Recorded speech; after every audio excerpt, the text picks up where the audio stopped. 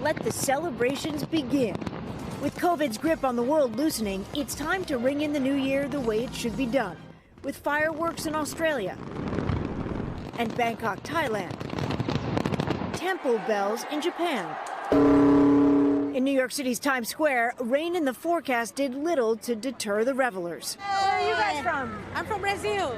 Brazil. Colombia. Colombia. Mexico. Mexico. Mexico. Mexico. Mexico. Mexico. Taiwan. Taiwan. Anxiously awaiting the first celebrations without COVID restrictions since the pandemic began. Like 9.5 hours to go. Yeah. The NYPD out en masse today. Thousands of uniformed and plainclothes officers securing the streets. Dozens of sanitation trucks blocking access. Inside the barricades, no coolers or large bags. And no umbrellas.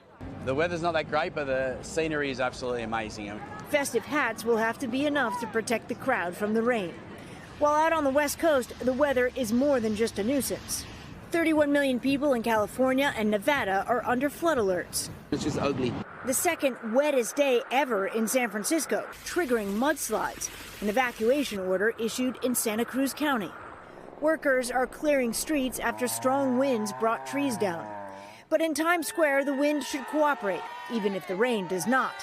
All eyes trained on the Waterford crystal ball, ready to welcome 2023. And Stephanie Goss joins us from the center of it all, Times Square. So, Steph, do they have any sense of how big the crowds are actually going to be this year? Yeah, they do. They estimate more than 100,000 people will be here this year. That's a far cry from last year during the Omicron surge when there were just 15,000. The year before that, the public wasn't invited at all. So it's really nice to look out here and see Times Square back to life on New Year's Eve. Kristen?